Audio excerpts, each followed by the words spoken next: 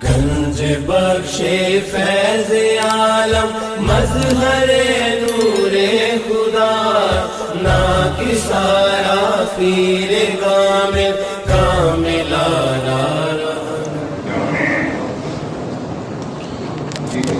جامع کہا جاتا ہے، اس میں ان کتابوں میں 8 چیزوں کا ذکر ہوتا ہے، اور ان میں سب سے پہلے ایمان کا ذکر ہوتا ہے۔ لیکن میں نے پہلے آپ کو بتایا کہ حضرت امام بخاری رحمۃ اللہ تعالیٰ علیہ آپ خود بڑے انوکھے نرالے اور امیر المحدثین تو فی الحدیث ہیں، امیر المومنین فی الحدیث ہیں، اور ان کی کتاب، انہوں نے اپنی کتاب کا آغاز بھی بڑے انوکھے اور نرالے انداز سے کیا ہے، کیونکہ چاہے ایمان ہو چاہے اعمال ہوں، جو کچھ بھی ہو، ان سب کا دار و مدار اسلامی نقطہ نگاہ کے مطابق وحی پر ہوتا ہے۔ اور در حقیقت حضرت امام بخاری رحمۃ اللہ تعالیٰ علیہ نے باب کیف کان بدء الوحی شروع کر کے تو اشارتاً آپ نے رد کیا ہے معتزلیوں کا، اس لیے کہ معتزلی یہ کہتے ہیں کہ حسن اور قبح یہ عقلی ہے، جس چیز کو عقل کہہ دے یہ اچھی ہے وہ اچھی ہے، جس چیز کو عقل کہہ دے کہ یہ کبھی ہے وہ کبھی ہے۔ حضرت امام بخاری رحمۃ اللہ تعالیٰ علیہ نے اس انداز سے اپنی کتاب کا آغاز کر کے معتزلیوں کی تردید کی ہے، اور شروع سے آخر تک حضرت امام بخاری رحمۃ اللہ تعالیٰ علیہ معتزلیوں کی تردید کرتے رہیں گے۔ تو اگرچہ بخاری شریف کی تالیف کا جو زمانہ ہے وہ 16 سال ہے، اور 16 سال تک معتزلی دم توڑ چکے تھے، لیکن اس کے باوجود بھی حضرت امام بخاری رحمۃ اللہ تعالیٰ علیہ مختلف انداز طور طریقوں سے معتزلیوں کا رد فرماتے ہیں۔ تو جب حضرت امام بخاری باب کیف کان بدء الوحی سے فارغ ہوئے، اب حضرت امام بخاری رحمۃ اللہ تعالیٰ علیہ اپنی کتاب جامع کا آغاز کتاب الایمان سے کر رہے ہیں۔ تو یہ پہلے آپ نے دیکھا کہ باب کیف کان بدء الوحی سے پہلے بسم اللہ الرحمن الرحیم تھا، لیکن یہاں کتاب الایمان پہلے ہے اور بسم اللہ الرحمن الرحیم میری کتاب پر بعد میں ہے۔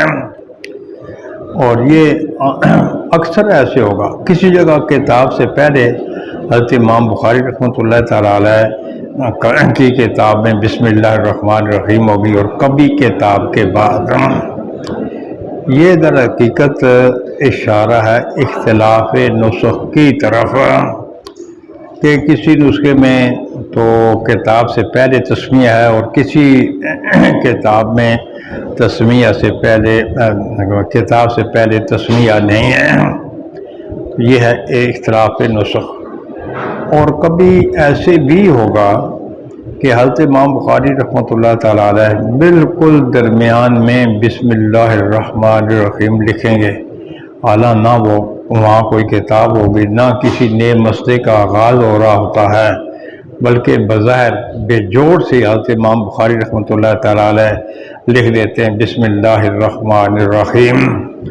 تو وہ بظاہر بے جوڑ سی نہیں ہوتی، در حقیقت حضرت امام بخاری رحمۃ اللہ تعالیٰ علیہ کتاب لکھتے ہوئے آپ کسی اور کام میں مصروف ہو گئے، اور جب پھر آپ نے اپنی کتاب کا آغاز کیا تو جہاں سے وہ چھوڑا تھا آپ نے لکھتے ہوئے، تو وہاں سے پھر جب آپ نے لکھنا شروع کیا تو لکھتے وقت آپ نے پھر بسم اللہ الرحمن الرحیم لکھنے کے بعد وہاں سے آگے مسئلہ بیان کرنا شروع کر دیا۔ تو بسم اللہ شریف کہیں کتاب سے پہلے، کہیں کتاب کے بعد، اور کہیں بے جوڑ سے۔ یہاں کتاب الایمان کے بعد بسم اللہ الرحمن الرحیم ہے، اور ایمان یہ باب فعال کی مصدر ہے۔ تو اس کا معنی یہ ہے کہ کسی کو امن دینا، کسی کو امن دینا۔ اور جو کسی پر ایمان لاتا ہے تو وہ جس پر وہ ایمان لاتا ہے وہ اس کو جھٹلانے سے امن دیتا ہے کہ بھائی میں نے اب تمہاری تکذیب نہیں کرنی، میں نے تمہیں جھٹلانا نہیں ہے، میری طرف سے تم جھٹلانے کے سلسلے میں امن میں ہو۔ تو یہ ایمان کا معنی یہ ہوتا ہے۔ تو ایک ایمان کا لغوی معنی ہے اور ایک ایمان کا اصطلاحی معنی ہے۔ ایمان کا لغوی معنی تو یہی ہے جیسے کہ میں نے آپ کو بتایا، ایمان لغوی ہے تصدیق، اور ایمان اصطلاحی کیا ہے؟ ایمان اصطلاحی یہ ہے کہ آقا نامدار صلی اللہ تعالیٰ علیہ وسلم جو چیزیں لائے ان میں سے جو چیزیں بداہتاً موجود ہیں ان پر ایمان لانا، یہ ہے ایمان کی شرعی تعریف کہ آقا نامدار صلی اللہ علیہ وسلم جو دین لائے ہیں ان میں جو چیزیں بداہتاً ہیں تو ان پر ایمان لانا، تو یہ ہے ایمان شرعی۔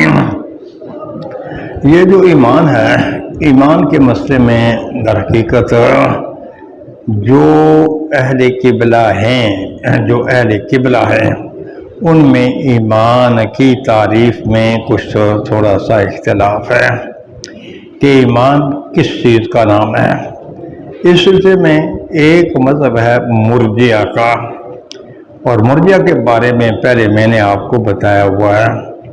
مرجئہ ایک ایسا فرقہ ہے جس کا نقطہ نظر یہ ہے کہ ایمان نام ہے تصدیق قلبی کا، اگر کسی آدمی کو وہ تصدیق قلبی حاصل ہو جائے تو اس تصدیق قلبی حاصل ہونے والوں کے لیے جو کچھ بیان کیا گیا ہے، جو بشارتیں ہیں، تو ان کی بس حیثیت بشارتوں جیسی ہی ہے۔ اب جن چیزوں کی ایمان لانے والے کو بشارتیں دی گئی ہیں تو ان چیزوں سے ایمان لانے والے کو، تصدیق قلبی والے کو کوئی فائدہ نہیں ہوتا، اور اسی طریقے سے تصدیق قلبی کے بعد اگر کوئی آدمی وہ برے کاموں کا مرتکب ہو جائے تو پھر مرجئہ کے نزدیک ان اعمال سیئہ کا مرتکب ہونے والے کو کسی قسم کا کوئی نقصان نہیں ہے۔ تو نہ اعمال صالحہ اس کے لیے چندہ مفید ہیں اور نہ اعمال سیئہ اس کے لیے کوئی نقصان دہ ہیں۔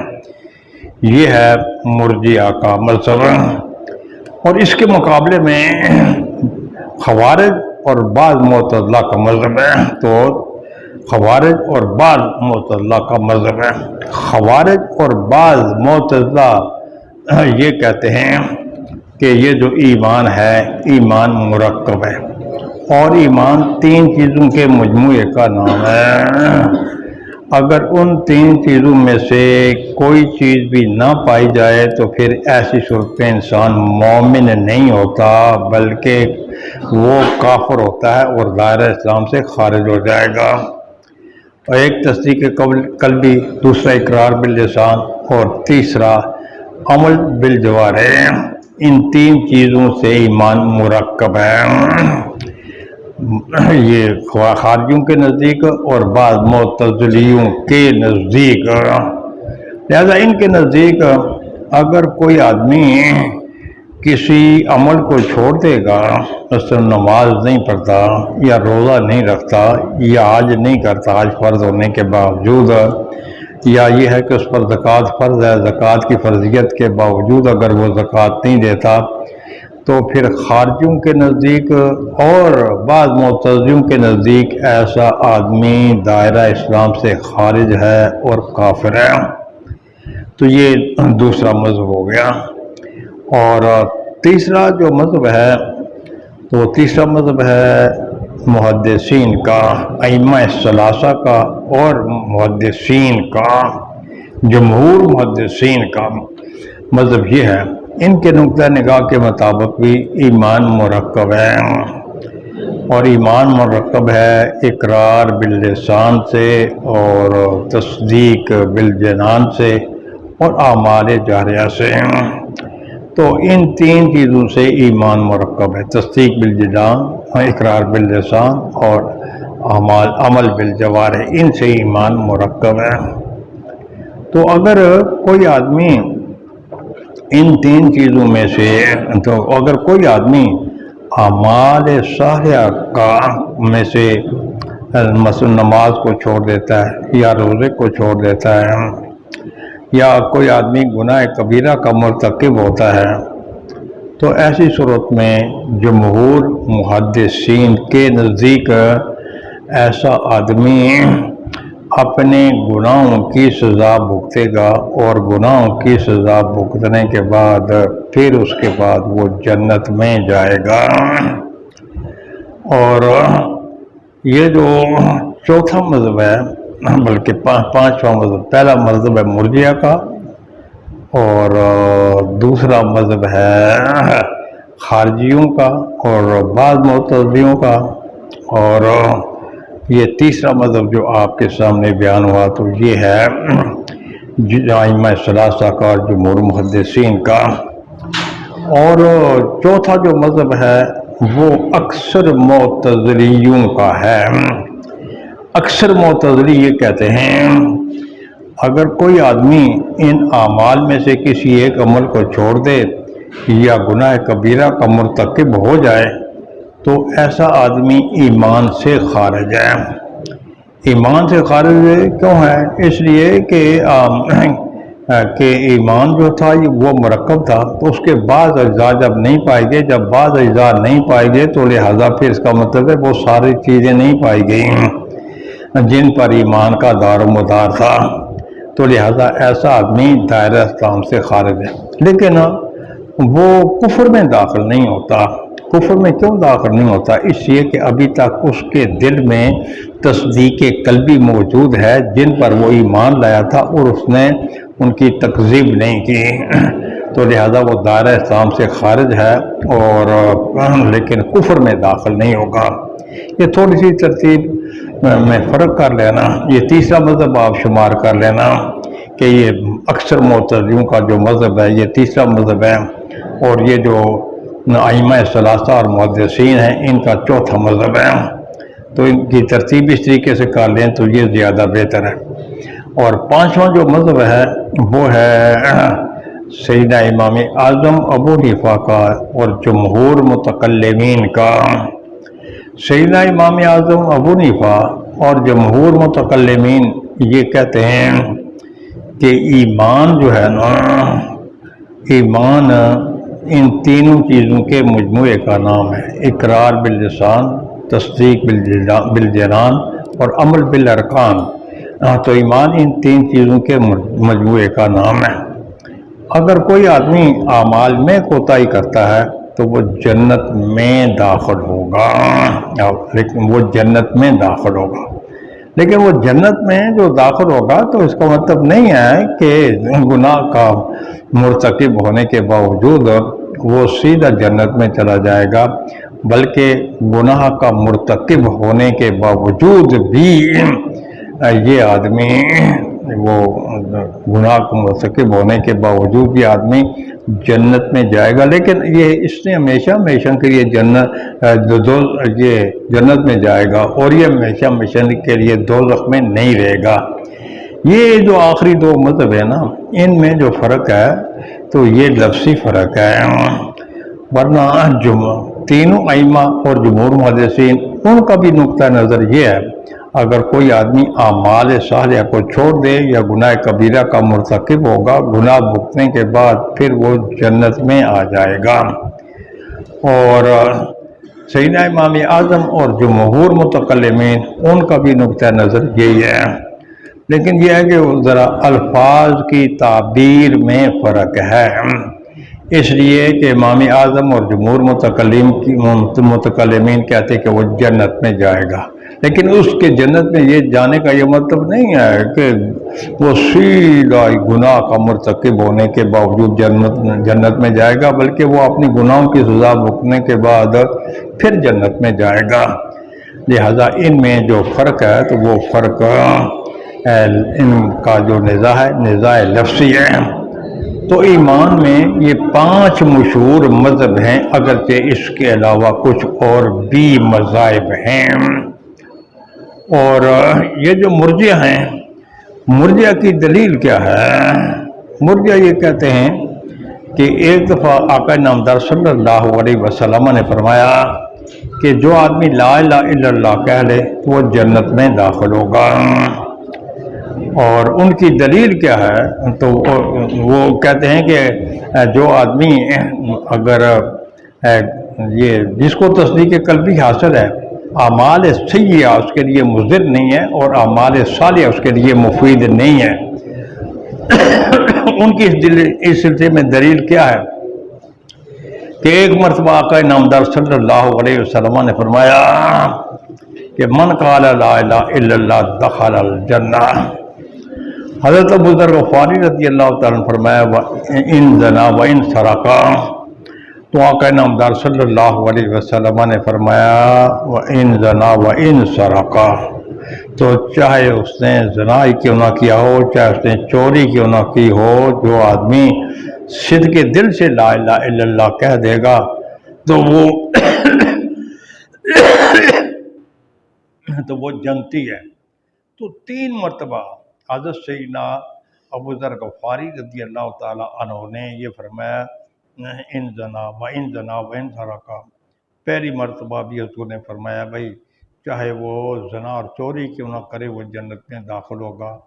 دوسری مرتبہ بھی آقا نامدار صلی اللہ علیہ وسلم نے یہی فرمایا چاہے وہ ایمان لانے والا وہ زنا اور چوری کیوں نہ کرے جو جنت میں داخل ہوگا۔ تو جب سیدنا ابو ذر غفاری رضی اللہ تعالیٰ عنہ نے پھر تیسری مرتبہ یہی دہرایا تو آقا نامدار صلی اللہ علیہ وسلم نے فرمایا کہ ان زنا و ان سرقا ولو رغم انف ابی ذر، چاہے ابو ذر کا ناک خاک آلود ہی کیوں نہ ہو جائے، تو جو آدمی زانی اور چور ہے تو اس نے جنت میں داخل ہونا ہے۔ جب سیدنا ابو ذر غفاری رضی اللہ تعالیٰ عنہ خود یہ حدیث پاک بیان فرماتے تو وہ پھر چونکہ جو الفاظ حضور کے تھے ان الفاظ کی ادائیگی میں آپ کو لطف محسوس ہوتا تو پھر آپ فرماتے وَإِنَ رَغِمَ أَنْفُ أَبِي ذَرٍ، جب یہ حدیث پاک خود بیان کرتے تو یہ کلمات بھی آپ فخریہ طور پر ادا فرماتے ہیں۔ تو مرجئہ کہتے ہیں کہ دیکھیں جی اس حدیث پاک سے یہ معلوم ہوتا ہے کہ جس آدمی کو تصدیق قلبی میسر ہو جائے تو اعمال سیئہ اس کے لیے مضر نہیں ہیں۔ لیکن آپ جانتے ہیں کہ صرف اسلام کا دار و مدار صرف اسی ایک حدیث پر نہیں ہے، بلکہ اسلام کا دار و مدار بہت سی آیات اور احادیث مبارکہ پر ہے، اور بہت سی آیات اور احادیث مبارکہ سے یہ معلوم ہوتا ہے کہ اگر کوئی آدمی گناہ کا مرتکب ہوگا تو یقینی طور پر اس قسم کا جو آدمی ہے اس نے دوزخ میں جانا ہے، پھر دوزخ کا عذاب بھگتنے کے بعد پھر وہ جنت میں جائے گا۔ بہت سی حدیث اور آیات سے یہ معلوم ہوتا ہے۔ اور یہ جو خوارج ہیں، خوارج کی دلیل کیا ہے؟ خوارج اور بعض معتزلہ کی دلیل کیا ہے؟ ان کی دلیل وہ حدیث پاک ہے جس میں یہ آتا ہے کہ المومن یزنی وحین یزنی تو لا یؤمن، کہ بھائی یہ جو مومن ہے نا جب وہ زنا کرتا ہے تو پھر وہ مومن نہیں ہوتا۔ بظاہر یہ ہے کہ وہ جو مومن ہے جب مومن زنا کرتا ہے تو پھر وہ مومن نہیں ہوتا۔ تو یہ ان خوارج کی اور بعض معتزلہ کی دلیل ہے۔ لیکن انہوں نے بھی جس طریقے سے معتزلیوں نے جس طریقے سے مرجئہ نے حدیث پاک کا صحیح مطلب نہیں سمجھا، اسی طریقے سے ان خوارج اور بعض معتزلیوں نے بھی حدیث پاک کا صحیح مضمون نہیں سمجھا۔ اس حدیث پاک کا مطلب یہ ہے کہ مومن کے شایان شان نہیں ہے کہ وہ مومن ہوتے ہوئے زنا کرے، کہ مومن کی شایان شان نہیں ہے کہ وہ مومن ہوتے ہوئے زنا کرے۔ اور یہ جو جمہور محدثین ہیں، ائمہ ثلاثہ اور جمہور محدثین ہیں، ان کے بہت سے دلائل ہیں جن کو حضرت امام بخاری رحمۃ اللہ تعالیٰ علیہ اپنی اس کتاب بخاری میں ذکر کریں گے۔ اور پھر احناف یہ کہتے ہیں کہ ایمان جو ہے وہ تصدیق قلبی کا نام ہے، اور یہ جو چیزیں ایمان کے اجزاء بنتے ہیں یہ ایمان حقیقی کے اجزاء نہیں بلکہ ایمان کامل کے اجزاء بنتے ہیں۔ تو بہرحال پہلے بھی میں نے عرض کیا ہے کہ ائمہ ثلاثہ، جمہور محدثین اور سیدنا امام اعظم اور جمہور متکلمین کے درمیان جو نزاع ہے یہ نزاع لفظی ہے، اور ان دونوں کا مال ایک ہی ہے، اور وہ یہ ہے کہ جو آدمی گناہ کا مرتکب ہوگا یا اعمال کو چھوڑے گا تو وہ گناہ کا مرتکب اور اعمال چھوڑنے کے باوجود وہ مومن ہی رہتا ہے۔ البتہ اس مقام پر حضرت شاہ ولی اللہ صاحب رحمۃ اللہ تعالیٰ علیہ فرماتے ہیں، آپ فرماتے ہیں کہ مجھے محدثین کے نقطہ نگاہ پر بڑی حیرت ہوتی ہے جو یہ کہتے ہیں کہ ایمان مرکب ہے اور ایمان حقیقی مرکب ہے۔ یہ اعتراض کرنے کے ساتھ ساتھ شاہ ولی اللہ صاحب رحمۃ اللہ تعالیٰ علیہ خود اس کا جواب بھی دیتے ہیں، اور وہ فرماتے ہیں کہ غالباً ان کا نقطہ نظر یہ ہے، مثلا ایک آدمی ہے تو اس کی آنکھیں بھی صحیح سالم ہیں، ناک، منہ، چہرہ اور کان، ہاتھ، پاؤں سارے صحیح سالم ہیں، تو یہ انسان ہے۔ اور اگر کوئی آدمی ایسا ہے کہ اس کے پاؤں کٹے ہوئے ہیں یا اس کے ہاتھ کٹے ہوئے ہیں یا اس کی 2 آنکھیں نکالی ہوئی ہیں تو یہ بھی تو انسان ہی ہے، یہ بھی انسان ہی ہے، لیکن یہ ہے کہ پہلے کو ہم انسان کامل کہیں گے، دوسرے کو ناقص کہیں گے اس کے اعضاء کے کٹ جانے کی وجہ سے۔ حضرت شاہ ولی اللہ صاحب رحمۃ اللہ تعالیٰ علیہ فرماتے ہیں شاید کہ محدثین کی مراد بھی اسی طریقے سے ہے کہ جہاں اعضاء پورے ہوں گے تو وہ کامل، جہاں اعضاء ناقص ہوں گے تو وہ ناقص۔ بخیر یہ 5 مذہب ہیں، ان 5 مذہبوں میں سے حضرت امام بخاری رحمۃ اللہ تعالیٰ علیہ در حقیقت زیادہ تر مرجئہ کی تردید کریں گے اپنے اسی کتاب الایمان میں، اور کہیں کہیں معتزلہ کی بھی تردید کریں گے، لیکن معتزلہ کی تردید وہ بہت کم کریں گے۔ تو چونکہ حضرت امام بخاری یہ محدثین میں سے ہیں اور محدثین کے نزدیک ایمان مرکب ہوتا ہے اور اس میں کمی بیشی ہوتی رہتی ہے، تو حضرت امام بخاری رحمۃ اللہ تعالیٰ علیہ پھر ایمان کے اجزاء مرکب ہونے اور ایمان کے کمی بیشی ہونے پر دلائل دیں گے۔ تو یہ جو انگریزوں کے جو اہل حدیث ہیں، 2 قسم کے اہل حدیث ہیں، ایک محدثین کے اہل حدیث اور ایک انگریزوں کے اہل حدیث۔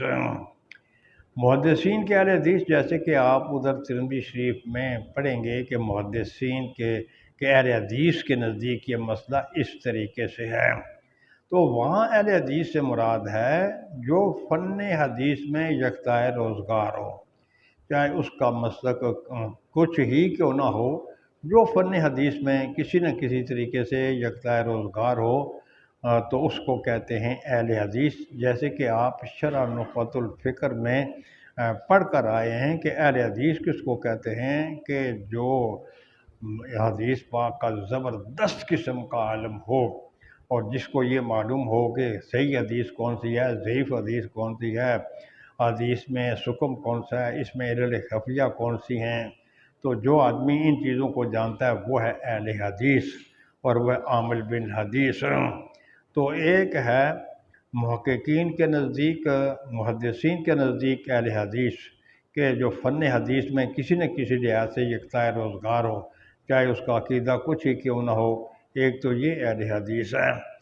ایک وہ اہل حدیث ہیں کہ جو کہ ان غیر مقلدین نے اور ابن تیمیہ کے مقلدین نے انگریزوں کی حکومت کو یہ درخواست دی تھی کہ لوگ ہمیں وہابی کہتے ہیں اور ہندوستان میں، بھارت میں وہابیت کے نام سے عوام کو بڑی چڑ ہے، اس لیے پھر لوگ ہم سے نفرت کرتے ہیں۔ تو آپ برائے مہربانی ہمارے نام پر اہل حدیث کا ٹائٹل سجا دیں، اور آپ یہ کہہ دیں کہ یہ ایک جماعت ہے، اہل حدیث بھی ایک جماعت ہے۔ اور جب میں فاروق آباد میں تھا تو وہاں ہمارا ان سے واسطہ پڑتا تھا، تو میں نے ہم نے دو باتوں کا ان کو چیلنج کیا تھا، تحریری طور پر چیلنج کیا تھا کہ آپ ایک تو آپ رکوع میں جاتے وقت اور رکوع سے اٹھتے وقت رفع دین کرنے کے بارے میں کوئی ایک صحیح حدیث ہمیں بتا دیں جو کہ اضطراب سے خالی ہو۔ اور دوسرا ہم نے ان کو یہ چیلنج کیا تھا کہ آپ یہ ثابت کریں کہ اہل حدیث بھی کوئی فرقہ ہے اور کوئی جماعت ہے مسلمانوں میں۔ تو یہ دونوں باتیں وہ ثابت نہیں کر سکے تھے۔ تو بہرحال یہ ہے کہ ایک محدثین کے اہل حدیث ہیں اور ایک انگریزوں کے بنائے ہوئے اہل حدیث ہیں۔ انگریزوں کے بنائے ہوئے جو اہل حدیث ہیں ان کا نقطہ نظر یہ ہے کہ حضرت امام بخاری رحمۃ اللہ تعالیٰ علیہ یہاں حنفیوں کی تردید کر رہے ہیں، حنفیوں کی تردید کر رہے ہیں کتاب الایمان میں۔ اور حنفیوں کے جو مخالف ہیں علامہ نووی ہو گئے، علامہ فتح الباری ہو گئے، اس کے علاوہ دوسرے بہت سے شارحین حدیث ہو گئے جو کہ یہ شارحین حدیث ہو گئے، تو جو وہ یہ کہتے ہیں کہ نہیں، کتاب الایمان میں حضرت امام بخاری حنفیوں کی تردید نہیں کر رہے بلکہ مرجئہ کی تردید کر رہے ہیں۔ اور یہ میں نے پہلے آپ کو بتایا کہ ابراہیم سیالکوٹی کا واقعہ میں نے آپ کو بتایا تھا۔ وہ کہتا تھا کہ میں نے تقریباً عرصہ دراز سے میں یہ تحقیق کر رہا تھا کہ سجی ابو حنیفہ مرجئہ یا نہیں۔ تو ایک دن میں نے تنگ آ کر یہ کہا کہ ٹھیک ہے بھائی، مرجئہ ہوتے پھر مجھے اس سے کیا سروکار ہے؟ تو یہ کہتے پھر وہ نابینا ہو گیا تھا۔ پھر سیدہ امام اعظم ابو حنیفہ رحمۃ اللہ تعالیٰ علیہ کے وسیلے سے جب اس نے دعا مانگی تو اس کی بینائی واپس آ گئی، اور اس نے بڑے فخر سے وہ کہتا تھا کہ پہلی بینائی سے میری ابو حنیفہ کے وسیلے سے جو مجھے بینائی ملی ہے نا، یہ پہلی بینائی سے میری یہ بینائی زیادہ تو خیر۔ تو یہاں محققین یہ کہتے ہیں کہ یہاں سے صرف مرجئہ کی تردید ہے، اور معتزلہ کی تردید کم کرتے ہیں اس لیے کہ وہ تو ویسے ہی ڈرتے رہتے ہیں کہیں بھائی گناہ کبیرہ نہ ہو جائے تو پھر ہم مومن ہی نہیں رہیں گے، کوئی عمل ہم سے نہ چھوٹ جائے تو پھر وہ ہم مومن ہی نہیں رہیں گے، اس لیے ان کی تردید کم کرتے ہیں۔ لیکن یہ جو مرجئہ ہے یہ بہت ہی بے شمار آیات اور حدیث کے منکر ہیں، اور آیات اور حدیث کا انکار کرتے ہوئے انہوں نے ایک من گھڑت سا اپنا نقطہ نظر گھڑ رکھا ہے کہ بھی اعمال صالحہ تصدیق قلبی کے بعد کچھ زیادہ مفید نہیں ہے، اور تصدیق قلبی کے بعد اعمال سیئہ یہ کوئی مضر نہیں ہے۔ تو بار یہ کتاب ہے ایمان کے بارے میں۔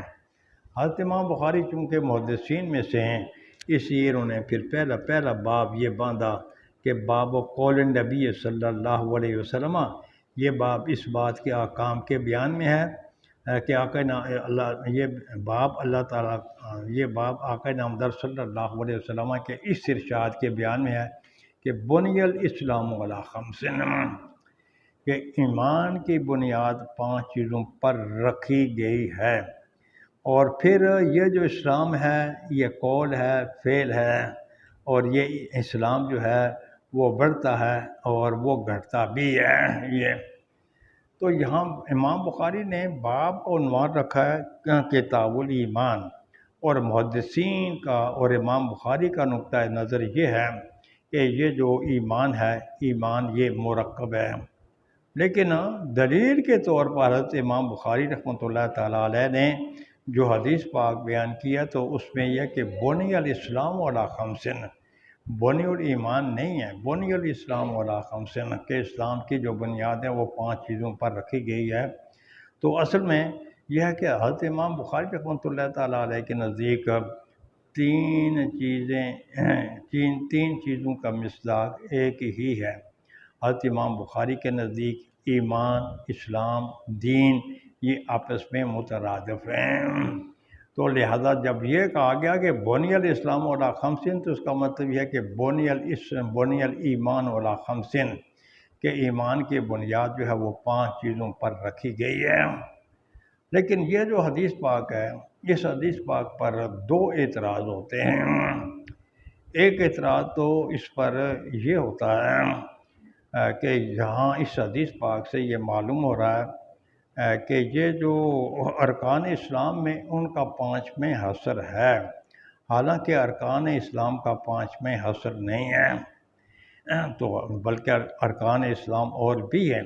یہی وجہ ہے کہ حضرت امام بخاری رحمۃ اللہ تعالیٰ علیہ اپنی اسی کتاب الایمان میں بہت سے باب ایسے قائم کریں گے کہ جس میں وہ اس حصر کو توڑ رہے ہوں گے کہ بھائی ان 5 چیزوں کے علاوہ یہ بھی ایمان ہے، یہ بھی ایمان ہے، یہ بھی ایمان ہے۔ اور دوسرا اعتراض اس مقام پر یہ ہوتا ہے کہ بھائی یہ جو ایمان اور اسلام ہے یہ ہے مبنی، اور 5 چیزیں ہیں مبنا علیہ، اور یہ جو مبنی اور مبنا علیہ ہوتے ہیں یہ ایک نہیں ہوتے، بلکہ ان میں آپس میں تغایر ہوتا ہے۔ تو جب ان میں آپس میں تغایر ہوتا ہے، لہذا پھر ہم ان 5 چیزوں کو ایمان کس طریقے سے قرار دے سکتے ہیں؟ یہ 2 اعتراض ہوتے ہیں بظاہر اس حدیث پاک پر۔ ایک تو یہ ہے کہ ایمان کا حاصل ہو 5 چیزوں میں، اور دوسرا یہ ہے کہ اس حدیث پاک سے یہ معلوم ہوتا ہے کہ ایمان یہ مبنی ہے اور 5 چیزیں مبنا علیہ، مبنی اور مبنا علیہ آپس میں تغایر ہوتا ہے۔ تو بہرحال ان دونوں اعتراضوں کا ایک ہی جواب ہے، اور وہ ایک جواب کیا ہے؟ وہ ایک جواب یہ ہے کہ عربی زبان میں یہ جو حروف جارہ ہیں نا، تو یہ ایک دوسرے کی جگہ استعمال ہوتے رہتے ہیں، جیسے کہ آپ نے ادھر شرح تعامل میں بھی پڑھ کر آئے ہوئے ہیں۔ تو اسی طریقے سے یہاں بنی الاسلام علی خمسن میں یہ جو اللہ ہے، تو یہاں یہ اللہ یہ اپنے معنی میں نہیں ہے، بلکہ یہ اللہ من کے معنی میں ہے۔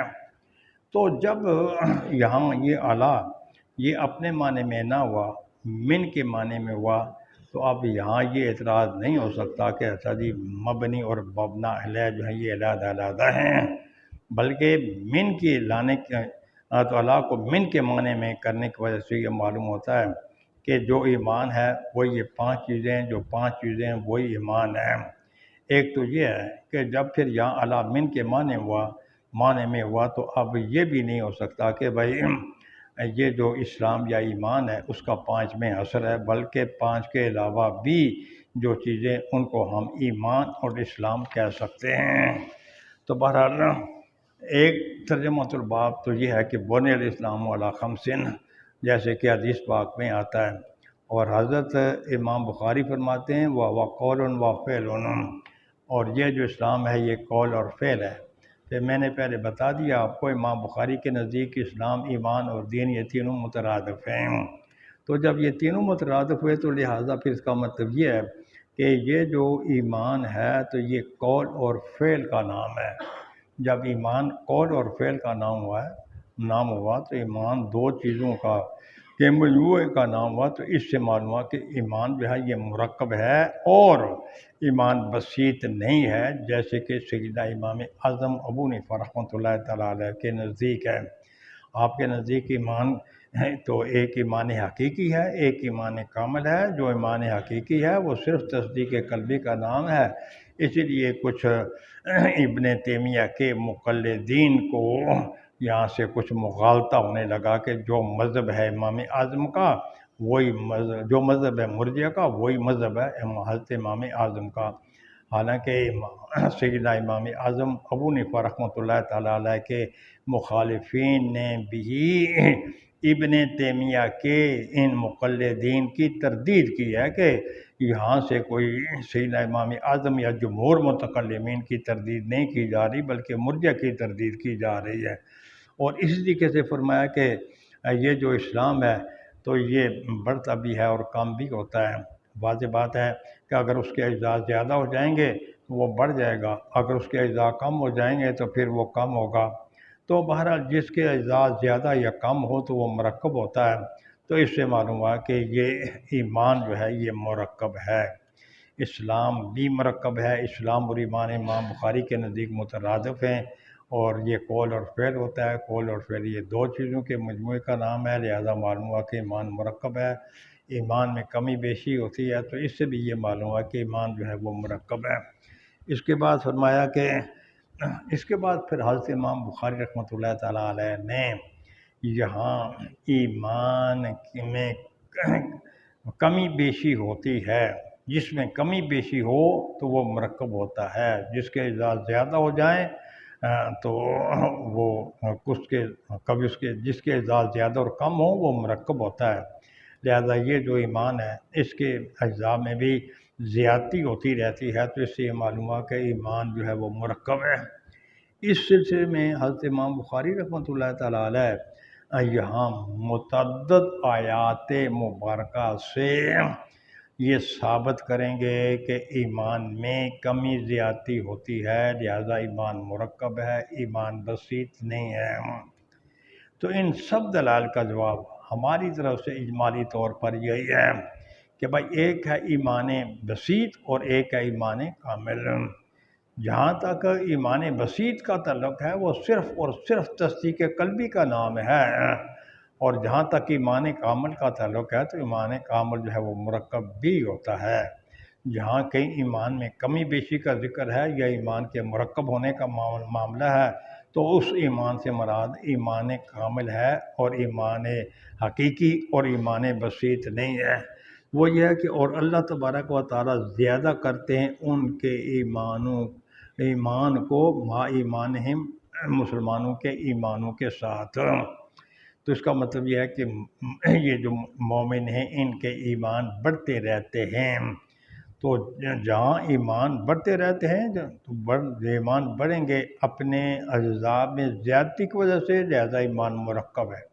اور ہمارے نزدیک کا آسان سا جواب یہ ہے کہ بھائی جہاں تک ایمان کامل کا تعلق ہے ہم بھی ایمان کامل کو مرکب مانتے ہیں، اور اس طریقے سے وزدناہم ھدی، اور ہم ان کی ہدایت کو زیادہ کریں گے۔ اور یہاں بھی ھدی سے مراد ہے ایمان، اس کا مطلب یہ ہے کہ ہم ان کے ایمان کو زیادہ کریں گے۔ تو جب ایمان میں جو زیادتی ہوگی، حضرت امام بخاری کا نقطہ نظر یہ ہے کہ وہ اجزاء کے لحاظ سے ہوگی، تو جب اجزاء کے لحاظ سے جس میں زیادتی ہو تو وہ مرکب ہوتا ہے، بسیط نہیں ہوتا۔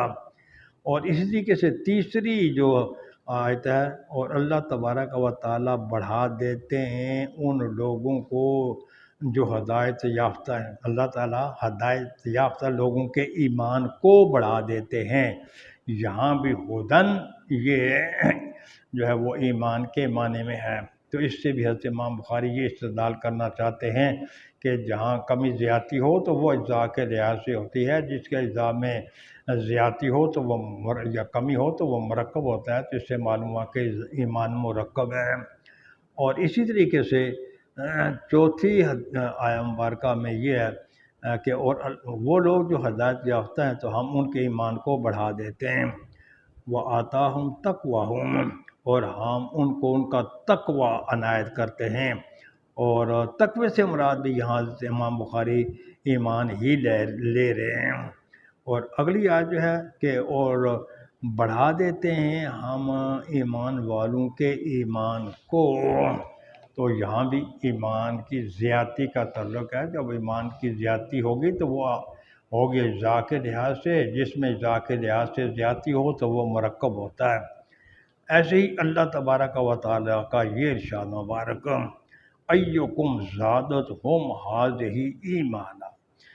اچھا جی، یہ جو نئی آیت اتری ہے اس نے مسلمانوں کے ایمان میں کون سی زیادتی کی ہے؟ بہرحال وہ لوگ جو ایمان لائے تو ان کی ایمانوں میں زیادتی ہوتی ہے۔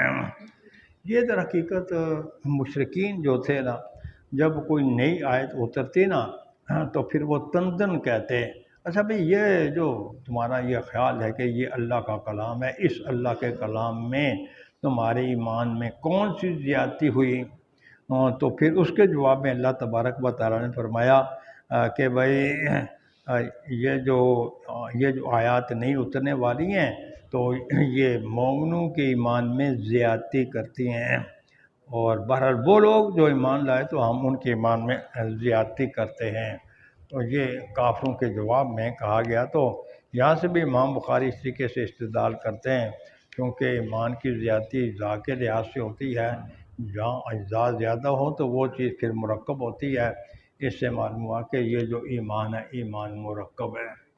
اور اسی طریقے سے اللہ تبارک و تعالیٰ کا یہ ارشاد ہے فَاخْشَوْهُمْ کہ اے لوگوں، تو وہ جو مومن ہیں تو وہ اللہ سے ڈرتے ہیں، اور پھر ان کے ایمان میں زیادتی ہو جاتی ہے۔ ایسی اللہ تبارک و تعالیٰ کا یہ ارشاد کہ اللہ تبارک و تعالیٰ نے ان کے لیے ایمان اور تسلیم کو زیادہ کر دیا۔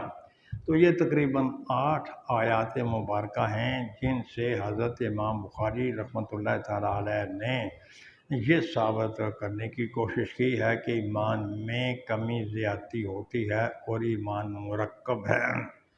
تو جہاں تک ایمان کامل کا تعلق ہے، ایمان کامل کے مرکب ہونے کے ہم بھی قائل ہیں، لیکن جو امام حقیقی ہے، ایمان حقیقی ہے، وہ صرف اور صرف وہ تصدیق قلبی کا نام ہے، اور وہ جو تصدیق قلبی ہے وہ بسیط ہوتی ہے۔ اس کے بعد فرمایا وَالْحُبُّ فِي اللَّهِ وَالْبُغْضُ فِي اللَّهِ من الایمان ہے کہ اللہ کے ساتھ اللہ کے بارے میں محبت اور اللہ کے بارے میں جو بغض ہے یہ بھی ایمان میں سے ہے۔ یہاں سے بھی حضرت امام بخاری رحمۃ اللہ تعالیٰ علیہ ابو داؤد شریف میں آئی ہوئی ایک حدیث کی روشنی میں ایمان کو مرکب ہونا ثابت کرنا چاہتے ہیں۔ حضرت امام بخاری رحمۃ اللہ تعالیٰ علیہ کا طریقہ کار یہ ہے، کبھی ایسے ہوتا ہے کہ کبھی کسی دوسری کتاب حدیث کی کتاب میں کوئی حدیث پاک آئی ہوتی ہے، اس حدیث کا مضمون تو حضرت امام بخاری کے نزدیک صحیح ہوتا ہے، لیکن یہ ہے کہ اس کے الفاظ حضرت امام بخاری کے شرائط کے مطابق نہیں ہوتے۔ تو اس قسم کی جو حدیث ہوتی ہے کہ جس کا مضمون حضرت امام بخاری کے نزدیک درست ہو اور جو الفاظ کے لحاظ سے حضرت امام بخاری کے شرائط پر نہ ہو، تو وہ اس کو پھر عنوان میں ذکر کر دیتے ہیں۔ تو یہاں بھی اس حدیث پاک کا جو مضمون ہے، مفہوم ہے، وہ امام بخاری کے نزدیک مسلم ہے، لیکن یہ جو الفاظ ابو داؤد شریف میں آئے ہوئے ہیں یہ ان کے شرائط کے مطابق نہیں تھے، اس لیے انہوں نے ان کو عنوان میں ذکر کر کے تو اپنا دعویٰ ثابت کرنا چاہا کہ اللہ کے بارے میں جو محبت ہے اور اللہ کے بارے میں جو بغض ہے تو یہ بھی ایمان میں سے ہے۔ اچھا، یہاں سے ایمان کا مرکب ہونا کیسے ثابت ہوتا ہے؟ تو وہ یہاں سے ایمان کا مرکب ہونا ایسے ثابت ہوتا ہے کہ حب فی اللہ یہ بھی کلی ہے اور کلی کی جزیات ہوتے ہیں، بغض فی اللہ یہ بھی کلی ہے اور کلی کے جزیات ہوتے ہیں۔ تو جس کے جزیات ہوں تو پھر وہ مرکب ہوتا ہے، تو لہٰذا جب حب کے بھی جزیات ہیں یہ مرکب ہوا، اور جب بغض کے بھی جزیات ہیں یہ بھی مرکب ہوا، تو جب یہ ایمان میں سے ہوئے تو پھر اس کا مطلب یہ ہے کہ اللہ کی محبت یہ بھی ایمان میں سے، اللہ کے لیے بغض رکھنا یہ بھی ایمان میں سے ہے۔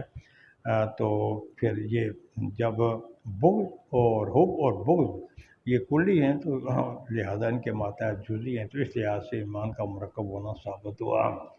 تو اور اس کے بعد فرماتے ہیں کہ حضرت عمر بن عبدالعزیز نے عدی بن عدی کی طرف لکھا کہ یہ جو ایمان ہے، ایمان کے کچھ فرائض بھی ہوتے ہیں، اور پھر ایمان کے کچھ فرائض ہوتے ہیں۔ فرائض کیا ہیں؟ وہ فرائض یہ ہیں کہ مثلا حج ہے، نماز ہے، روزہ ہے، زکوٰۃ ہے، تو یہ ہو گئے ایمان کے فرائض، اور شرائع بھی ہوتے ہیں۔ شرائع کا مطلب یہ ہے کہ عقائد، اور ایمان کے کچھ حدود بھی ہوتے ہیں، اور حدود کا مطلب یہ ہے منہیات، یا پھر یہ ہے کہ فرائض سے مراد ہے عقائد، اور شرائع سے مراد ہے مندوبات، اور حدود سے مراد ہے منہیات جن سے منع کیا گیا ہے۔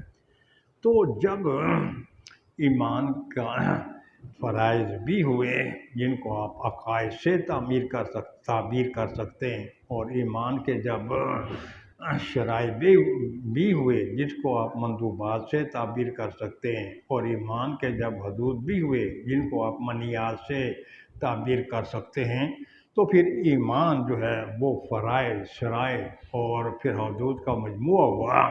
تو جو ان چیزوں کا مجموعہ ہوا تو واضح ہے کہ یہ چیزیں ایمان کے اجزاء ہوئے ہیں۔ جب یہ ایمان کے اجزاء ہوئے ہیں تو پھر اس سے معلوم ہوا کہ ایمان مرکب ہے۔ اور اسی طریقے سے فرمایا کہ ایمان کے سنن بھی ہوتے ہیں۔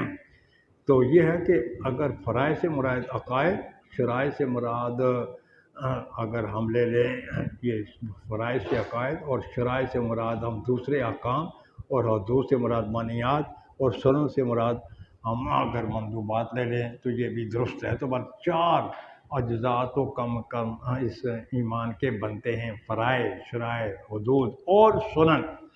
تو جس کے یہ 4 اجزاء ہوں تو واضح ہے کہ پھر وہ مرکب ہوگا، تو اس سے معلوم ہوا کہ ایمان مرکب ہے۔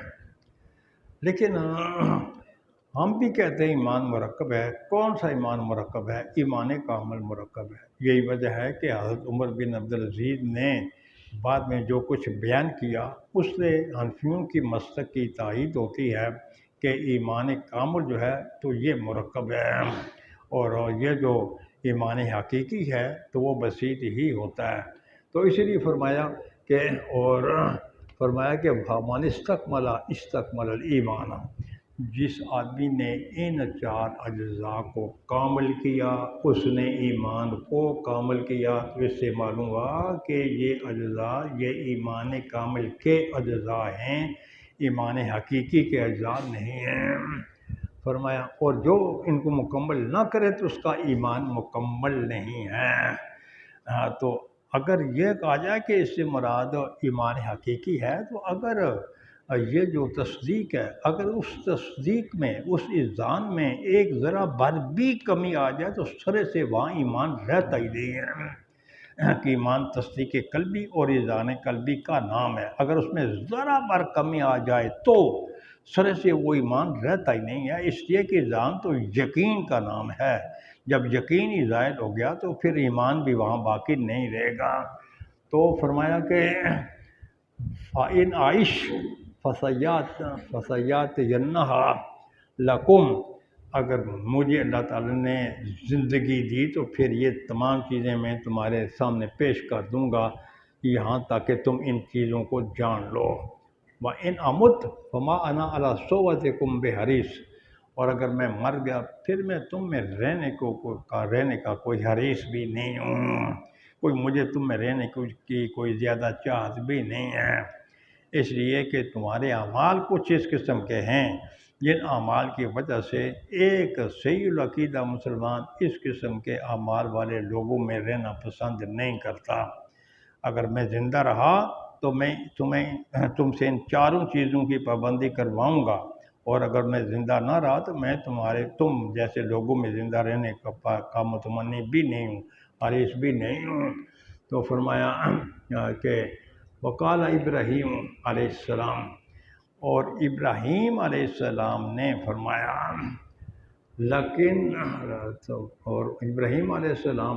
وَلَكِنْ لِيَطْمَئِنَّ قَلْبِي، تاکہ میرے دل کو یہ اطمینان حاصل ہو جائے۔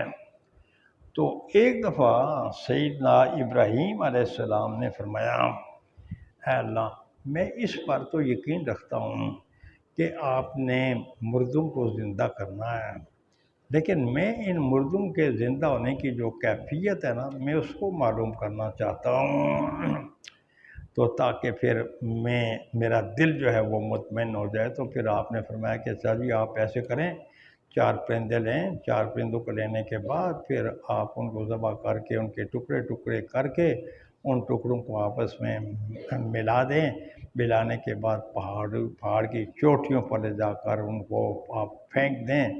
تو جب آپ ان کو آواز دیں گے نا، جن 4 پرندوں کو ذبح کر کے ہڈی بوٹی کر کے تو آپ نے ان کو ملا کر تو پہاڑ پر پھینکا ہوا ہوگا، تو اب جب آپ ان کو آواز دیں گے تو وہ زندہ ہو کر آپ کے پاس پہنچ جائیں گے۔ اب جب آپ نے آواز دی تو حالانکہ وہ ان کے جو اجزاء ہیں وہ خلط ملتے، ہر ایک کا جز اپنے ہی جز کے ساتھ وہ ملتا چلا گیا، اور پھر وہ زندہ ہو کر سیدنا ابراہیم علیہ السلام کی بارگاہ میں حاضر ہو گئے۔ ایک مفسر ہوئے میرک شاہ، میرکشا جو ہیں وہ کبھی کوئی عجیب و غریب بات بھی کر دیتے ہیں۔ یہاں بھی میرکشا جو ہیں انہوں نے بڑی عجیب و غریب بات کی، اور وہ بڑی عجیب و غریب بات کیا تھی؟ اور وہ بڑی عجیب و غریب بات یہ ہے کہ سیدنا ابراہیم، یہ نہیں کہ سیدنا ابراہیم علیہ السلام کو مردوں کے زندہ ہونے میں کوئی تذبذب تھا، یا ان کی کیفیت کے بارے میں آپ نہیں جانتے تھے، وہ اللہ کے نبی تھے، وہ سب کچھ جانتے تھے، لیکن ان کا ایک دوست تھا، کلب نامی ان کا ایک دوست تھا، تو ان کو اس قسم کے شبہات پیدا ہوتے رہتے تھے۔ تو آپ نے فرمایا کہ میں یہ سارا کچھ اس لیے کر رہا ہوں تاکہ میرا کلب نامی جو دوست ہے نا، جس کا نام قلب ہے، تو تاکہ وہ مطمئن ہو جائے۔ اور یہ میرکشا جو ہیں یہ کبھی اس قسم کی تفسیر بھی اور اس قسم کی باتیں بھی کرتے رہتے ہیں۔ یہ ان کا اپنا نقطہ نظر ہے کہ سیدنا ابراہیم علیہ السلام کا ایک دوست، قلب نامی ایک دوست، آپ اس کو مطمئن کرنا چاہتے تھے، تو آپ کو یقین تو آپ کو حاصل تھا، لیکن یہ ہے کہ کبھی اس یقین میں کوئی آدمی اضافہ بھی کرنا چاہتا ہے۔ کبھی ایک ہوتا ہے علم الیقین، اور ایک ہوتا ہے عین الیقین، ایک ہوتا ہے حق الیقین۔ علم یقین تو آپ کو یقینی طور پر تھا، لیکن یہ ہے کہ آپ جو ہے وہ عین الیقین کو حاصل کرنا چاہتے تھے۔ کیا مطلب؟ اپنی آنکھوں سے مشاہدہ کرنا چاہتے تھے تاکہ آپ کے اس یقین میں اضافہ ہو جائے۔ تو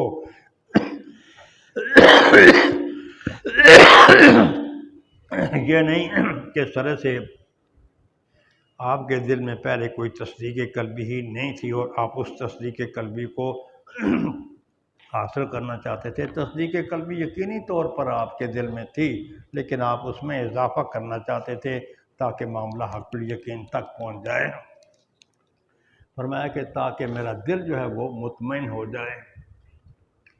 اب یہ ہے کہ یہاں کچھ لوگ یہ اعتراض کرتے رہتے ہیں، اور وہ اعتراض یہ ہے کہ حضرت امام بخاری رحمۃ اللہ تعالیٰ علیہ نے جس طریقے سے پہلے متعدد آیات کو یکے بعد دیگرے ذکر کر کے اپنا مدعا ثابت کیا ہے، تو حضرت امام بخاری کو چاہیے تھا کہ یہ بھی اس آیہ مبارکہ کو ان پہلی آیتوں کے ساتھ ملا کر ذکر کرتے، اور اس کے بعد پھر الحب فی اللہ والبغض فی اللہ کو ذکر کرتے۔ تو اس کی کیا وجہ ہے کہ حضرت امام بخاری رحمۃ اللہ تعالیٰ علیہ نے 8 آیات کو ذکر کرنے کے بعد اس کے بعد پھر انہوں نے ابو داؤد شریف میں آنے والی ایک حدیث پاک سے ایمان کے مرکب ہونے پر استدلال کیا، اور اس سے پھر فارغ ہونے کے بعد پھر انہوں نے ایک اور آیت سے اپنا مدعا ثابت کیا۔ تو اس آیت کو پہلی آیات سے علیحدہ کر کے ذکر کیا حضرت امام بخاری نے۔ تو اس کی وجہ یہ ہے کہ اس آیت کو پہلی آیات سے علیحدہ کر کے اس لیے ذکر کیا کہ اس آیات سے حضرت امام بخاری رحمۃ اللہ تعالیٰ علیہ کا مطلب اس طریقے سے صراحتاً ثابت نہیں ہو رہا تھا جس طریقے سے کہ پہلی 8 آیات سے حضرت امام بخاری کا مطلب ثابت ہوتا تھا۔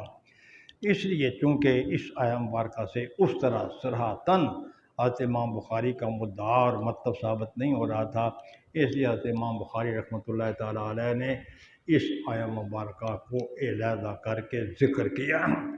اس کے علاوہ ایک اور نقطہ بھی یہاں ہو سکتا ہے، اور وہ نقطہ یہ ہے کہ یہ جو مصنفین ہیں نا، تو یہ مصنفین نئے انداز سے بات کو لانے پر فخر کرتے رہتے ہیں، جس کو تفنن فی العبارت کہتے ہیں۔ تو حضرت امام بخاری رحمۃ اللہ تعالیٰ علیہ نے تفنن فی العبارت کے لیے اس آیہ مبارکہ کو پہلی 8 آیہ مبارکہ کے ساتھ ملا کر ذکر نہیں کیا، بلکہ درمیان میں ایک حدیث پاک لانے کے بعد یا ایک اصل لانے کے بعد اس آیہ مبارکہ کو ذکر کیا۔ تو یہ تفنن فی العبارت ہے۔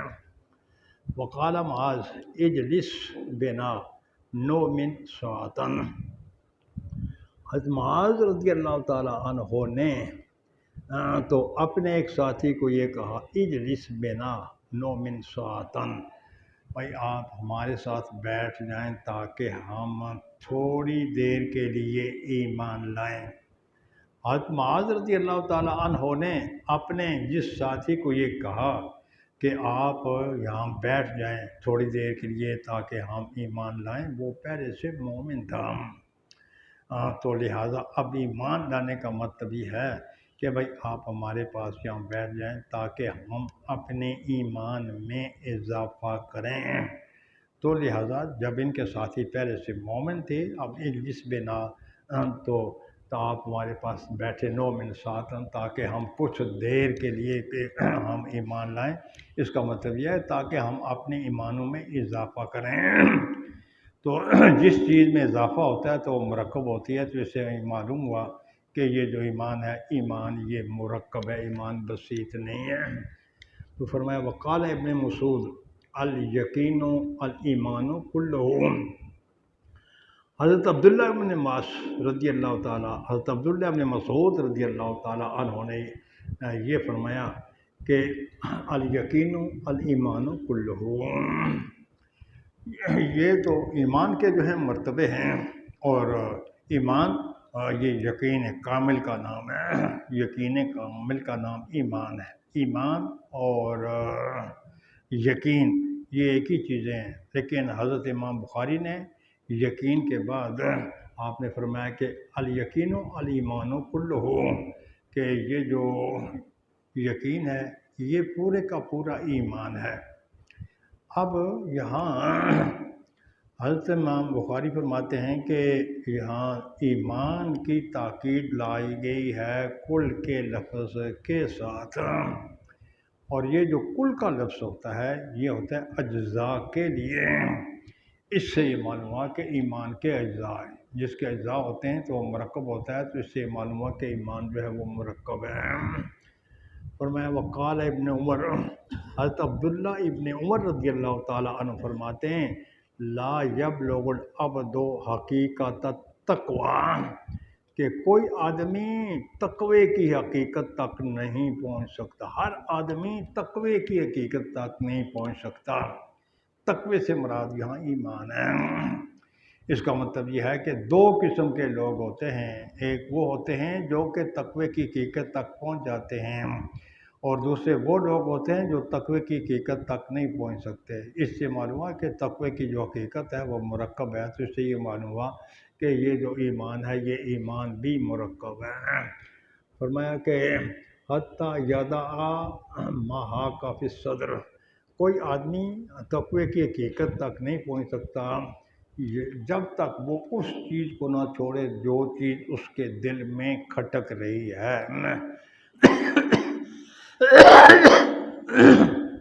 تو حضرت امام بخاری کا مطلب یہ ہے کہ بھائی کچھ جو ہے وہ تقوی کی حقیقت تک پہنچ جاتے ہیں، کچھ نہیں پہنچتے۔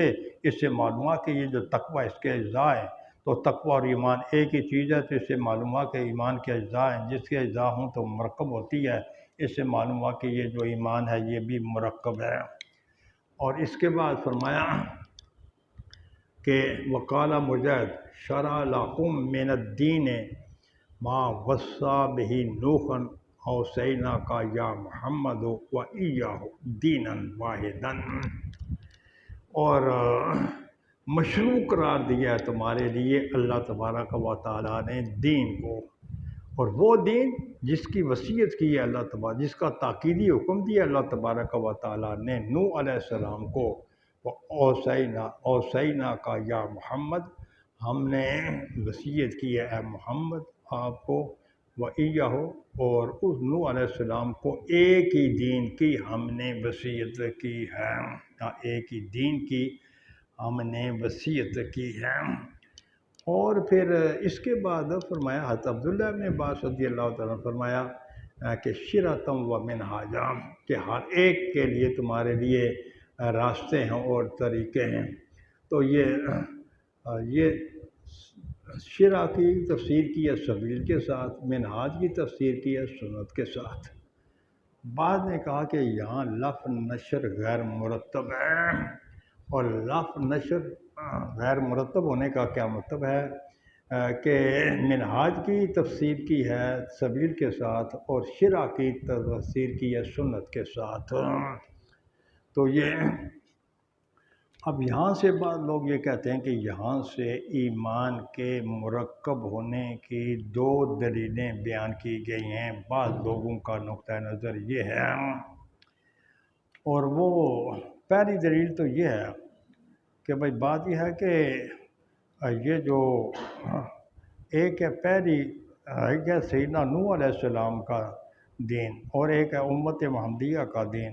واضح بات ہے کہ ان دونوں کے جزیات ایک علیحدہ علیحدہ ہیں، ان دونوں کی بہت سی جزیات علیحدہ علیحدہ ہیں، لیکن اس کے باوجود اس پر دین کا اطلاق کیا گیا ہے۔ ان کے اجزاء علیحدہ علیحدہ ہونے کے باوجود اس سے معلوم ہوا کہ دین کے جو اجزاء ہیں تو لہذا دین مرکب ہے۔ اور میں نے پہلے آپ کو بتایا ہوا ہے کہ حضرت امام بخاری کے نزدیک دین، اسلام، ایمان یہ سارے الفاظ مترادفہ میں سے ہیں۔ جب دین مرکب ہوا تو اس کا مطلب یہ ہوا کہ ایمان بھی مرکب ہے۔ بعض لوگوں نے یہ کہا، اور بعض لوگوں نے یہاں یہ کہا کہ یہاں وَإِيَّهُ کے بجائے یہاں وَأَنْبِيَائِهِ کا لفظ آیا ہوا ہے، لیکن یہ درست نہیں ہے، اس لیے کہ جب پہلے سیدنا نوح علیہ السلام کا ذکر ہے تو لہذا حضور کے بعد پھر یا کی ضمیر سیدنا نوح علیہ السلام کی طرف ہی لوٹتی ہے، اور ان دونوں کے دینوں کو بیان کیا گیا ہے کہ ان دونوں کا دین دین واحد ہے۔ تو دلیل اس طریقے سے بنی کہ حضرت نوح علیہ السلام کے دین کے بھی اجزاء ہیں، حضور کے دین کے بھی اجزاء ہیں، تو لہذا پھر جب ان کے اجزاء ہیں تو لہذا دین مرکب ہوا تو ایمان بھی مرکب ہو گیا۔ بعض لوگوں نے یہ کہا کہ یہ ایک علیحدہ دلیل ہے۔ اور اسی طریقے سے حضرت عبداللہ بن عباس رضی اللہ تعالیٰ عنہ نے فرمایا کہ بھائی یہ شرط اور منہاج، یہ سبیل اور سنت، تو یہ بھی اس کی بھی تعبیر کرتے ہیں دین کے ساتھ۔ تو جب دین کے سبیل اور سنت ہوئے تو اس کے اجزاء ہوئے، جب یہ اس کے اجزاء ہوئے تو یہ اجزاء مرکب ہو گئے۔ تو بعض لوگوں نے یہ کہا کہ یہ دو علیحدہ علیحدہ دلیلیں، لیکن محققین کا نقطہ نظر یہ ہے کہ یہاں حضرت امام بخاری رحمۃ اللہ تعالیٰ علیہ پہلی آیہ مبارکہ میں اور دوسری آیہ مبارکہ میں ایک قسم کی تطبیق بیان کرنا چاہتے ہیں۔ پہلی آیہ مبارکہ سے یہ معلوم ہوتا ہے کہ بھائی دین ایک ہی ہے، اور وَلِكُلٍّ مِّنْهُمَا وَلِكُلٍّ جَعَلْنَا مِنْهُمْ مِنْهَاجًا وَشِرْعَةً وَمِنْهَاجًا۔ تو اس سے یہ معلوم ہوتا ہے کہ بھائی ہم نے ان میں سے ہر ایک کے لیے شرع اور سبیل علیحدہ علیحدہ کیے ہیں۔ تو یہاں سے حضرت امام بخاری رحمۃ اللہ تعالیٰ علیہ ان دونوں آیتوں کے درمیان تطبیق دینا چاہتے ہیں۔ پہلے آیت سے تو یہ معلوم ہوتا ہے کہ سب کا دین ایک ہی ہے، اب دوسری آیت سے یہ معلوم ہوتا تھا کہ نہیں، ہر ایک کے لیے علیحدہ علیحدہ منہاج اور سنت ہے، تو اس میں بظاہر تعارض لازم آتا تھا، لیکن حضرت امام بخاری نے تطبیق دے دی کہ بھائی اصول کے لحاظ سے تو سب کا دین ایک ہے، جزیات کے لحاظ سے یہ علیحدہ علیحدہ ہیں۔ اصول کے لحاظ سے کیا، اللہ وحدہ لا شریک ہے، اور اللہ تعالیٰ کے بھیجے ہوئے جو رسول ہیں وہ بھی ہیں، اللہ تعالیٰ کے فرشتے بھی ہیں، اور پھر مرنے کے بعد ہم نے جی اٹھنا ہے، یہ اصول دین ہے۔ تو اس میں سارے کے سارے جو انبیاء کرام ہیں وہ متفق ہیں اصول دین میں، لیکن دین کے ہر ایک نبی پر جو احکام نازل ہوئے ہیں وہ علیحدہ علیحدہ ہیں، جزیات علیحدہ علیحدہ ہیں۔ تو بتا دیا کہ دین جو ایک ہیں تو وہ اصول کے لحاظ سے علیحدہ علیحدہ جو ہیں دین، اور یہ اپنی علیحدہ علیحدہ جزیات کے لحاظ سے، تو یہ بظاہر ان دو آیتوں میں جو تعارض معلوم ہوتا تھا تو حضرت امام بخاری رحمۃ اللہ تعالیٰ علیہ نے اس کے درمیان تطبیق دے دی۔ اور اسی طریقے سے تو فرمایا وَدُعَاؤُكُمْ ایمانُکم، اور جو تمہاری دعا ہے تو یہ تمہارا ایمان ہے۔ دعا سے مراد ہے یا عبادت، تو یہ جو عبادت ہے تو یہاں یہ عبادت عمل ہے، عمل پر ایمان کا لفظ بولا گیا ہے، تو اس کا مطلب یہ ہے کہ یہاں کل کا اطلاق جز پر ہوا ہے، یہاں کل کا اطلاق جز پر ہوا ہے۔ ایک مطلب اس کا یہ بھی ہے کہ دعا یہ عبادت ہے اور یہ عمل ہے، اور ایمان جو ہے تو ایمان چونکہ یہ مجموعہ ہے عمل کا اور تصدیق قلبی کا، تو لہٰذا یہاں کل کا اطلاق جز پر ہوا، تو اس سے معلوم ہوا کہ ایمان مرکب ہے۔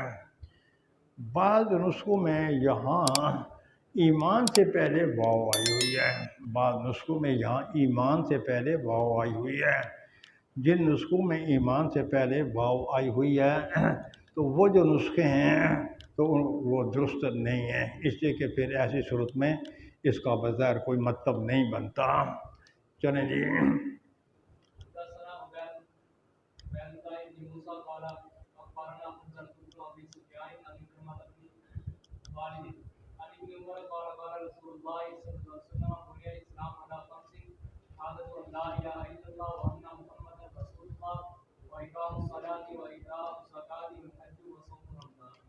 وصوم رمضان، تو اس کے بعد پھر حضرت امام بخاری رحمۃ اللہ تعالیٰ علیہ نے اپنے ترجمۃ الباب کا جو عنوان رکھا تھا تو وہ تھا قول نبی صلی اللہ علیہ وسلم بنی الاسلام علی خمس۔ یہاں سے بنی الاسلام علی خمس اسی حدیث پاک کو ذکر کر کے یہ بتانا چاہتے ہیں کہ یہ جو اسلام ہے ان کا دار و مدار کن 5 چیزوں پر ہے، اس کی یہاں یہ وضاحت کرنا چاہتے ہیں حضرت امام بخاری رحمۃ اللہ تعالیٰ علیہ۔ آپ فرماتے ہیں کہ حضرت عبداللہ ابن عمر رضی اللہ تعالیٰ عنہ نے فرمایا کہ اسلام کا دار و مدار جو وہ 5 چیزوں پر ہیں۔ کون سی 5 چیزوں پر ہیں؟ پہلی چیز یہ ہے کہ بھائی اس بات کی گواہی دینا کہ اللہ کے سوا کوئی معبود نہیں ہے اور محمد صلی اللہ علیہ وسلم یہ اللہ کے رسول ہے، یہ ایک چیز ہو گئی۔ دوسری چیز ہو گئی نماز کا قائم کرنا، تیسری چیز ہو گئی زکوٰۃ کا دینا، چوتھی چیز ہو گئی حج، اور 5ویں چیز ہو گئی صوم و رمضان، رمضان کے روزے رکھنا۔ تو اسلام کا دار و مدار جو ہے یہ ان 5 چیزوں پر ہے۔ ان 5 چیزوں کی انہوں نے وضاحت کر دی، اور پھر پہلے آپ کو بتایا جا چکا ہے کہ یہاں 2 اعتراض ہوتے ہیں۔ ان 2 اعتراضوں میں سے ایک اعتراض یہ بھی تھا کہ بظاہر اس سے یہ معلوم ہوتا ہے کہ اسلام، ارکان اسلام صرف 5 ہی ہیں، حالانکہ ان 5 کے علاوہ اور بھی ارکان اسلام ہیں۔ تو اب اسی حصر کو توڑنے کے لیے حضرت امام بخاری رحمۃ اللہ تعالیٰ علیہ نے یہ بعد والا باب قائم کیا ہے۔ چلیں جی۔ بابو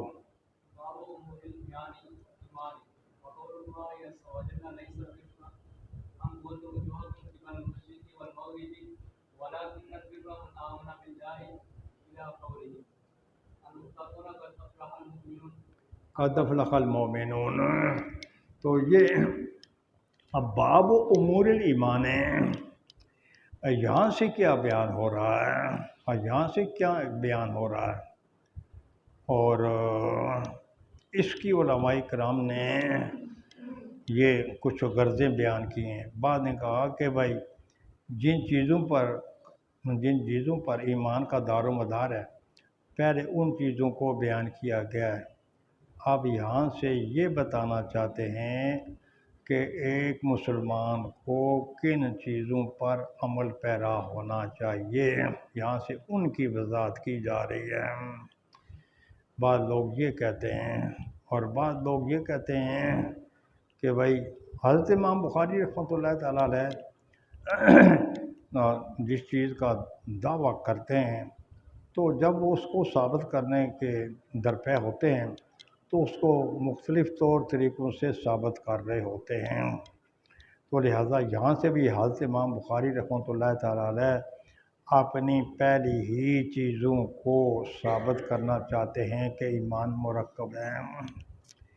تیسری غرض اس باب کی یہ ہو سکتی ہے کہ حضرت امام بخاری رحمۃ اللہ تعالیٰ علیہ اس باب سے بنی الاسلام علی خمس میں جو حصر سمجھا جا رہا تھا، حضرت امام بخاری رحمۃ اللہ تعالیٰ علیہ اس حصر کو توڑنا چاہتے ہیں۔ تو اس باب کی 3 غرضیں بیان کی جاتی ہیں۔ ایک غرض تو یہ ہے کہ یہاں سے ان امور کو بیان کیا جا رہا ہے کہ مسلمان کو جن امور پر عمل پیرا ہونا چاہیے، ایک تو یہ۔ دوسری غرض بعض شارحین نے یہ بیان کی ہے کہ حضرت امام بخاری کا طریقہ یہ ہے کہ جس چیز کو ثابت کرنا چاہتے ہیں تو وہ پھر اس کو متعدد طور طریقوں سے ثابت کرتے ہیں۔ تو یہاں سے بھی حضرت امام بخاری ایمان کے مرکب ہونے کو ثابت کرنا چاہتے ہیں۔ بعض شارحین نے اس کی یہ غرض بتائی ہے کہ بنی الاسلام علی خمس سے جو حصر سمجھا جا رہا ہے تو یہ باب قائم کر کے اور اس کے بعد دور تک بہت سے جو باب حضرت امام بخاری قائم کریں گے اس سے در حقیقت بنی الاسلام علی خمس سے جو حصر سمجھا جا رہا ہے اسی حصر کو توڑنا مقصود ہے۔ جی چلیں جی، تو یہ باب ہے۔ تو اور پھر اسی سلسلے میں اللہ تبارک و تعالیٰ کا ارشاد ہے، نیکی صرف یہی نہیں ہے کہ منہ قبل مشرق یا مغرب کی طرف پھیر دیا جائے، لیکن یہ بھی نیکی ہے جو اللہ کے ساتھ ہی مان لائے۔ پھر متقون تک یہاں بہت سی چیزوں کو بیان کیا۔ اگر کوئی حافظ ہے تو پھر وہ یہاں سے بعد میں پڑھ سکتا ہے کہ من آمن باللہ کے بعد پھر ہاں جی حافظ صاحبان جو پکا جی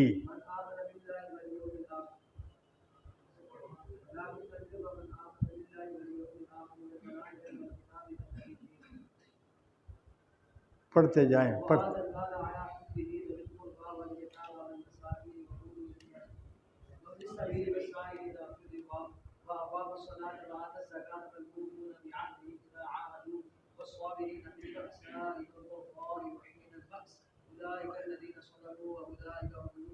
یہ ساری کی ساری چیزیں ایمان کے اجزاء ہیں۔ حضرت امام بخاری کا یعنی بعض لوگوں کے نزدیک حضرت امام بخاری اپنے دعوے کو ثابت کرنا چاہے کہ ساری کی ساری چیزیں ایمان کے اجزاء ہیں، اس سے معلوم ہوا کہ ایمان مرکب ہے۔ بعض کہتے ہیں کہ ان چیزوں کو اس لیے بیان کیا ہے تاکہ کوئی آدمی ان چیزوں پر عمل پیرا ہو کر پکا سچا مومن بن جائے، اور بعض کہتے ہیں کہ نہیں، بنی الاسلام علی خمس سے جو اثر سمجھا جا رہا تھا تو اس آیہ مبارکہ میں یہ بتا دیا کہ اسلام کے ارکان صرف وہی 5 ہی نہیں ہیں، اس کے علاوہ آیہ مبارکہ میں جو ارکان بیان کیے گئے ہیں یہ بھی تو ارکان اسلام میں سے ہیں۔ اسی طریقے سے جو اگلی آیت ہے قد افلح المؤمنون، ہاں جی جو حافظ آگے پڑھیں کیسے،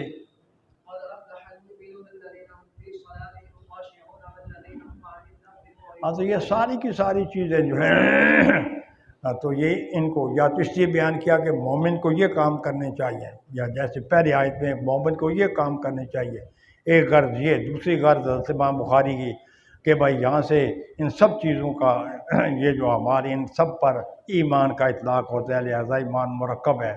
قد افلح المؤمنون میں بھی جو چیزیں یہاں آخر تک بیان کی گئی ہیں اس کے بھی 2 مطلب ہیں۔ ایک مطلب تو یہ ہے کہ مومن کو یہ چیزیں اپنانی چاہیے، یہ کرنی چاہیے۔ دوسرا یہ ہے کہ یہ بھی ایمان یہ اعمال اور یہ ایمان کے اجزاء ہیں، لہذا ایمان مرکب ہے۔ اور تیسری بات ان دونوں آیتوں سے یہ ثابت ہے کہ ارکان اسلام کو صرف 5 میں بند کر لینا یہ کوئی اچھی بات نہیں ہے، بلکہ ارکان اسلام ان کے علاوہ اور بھی ہیں۔ چلیں جی،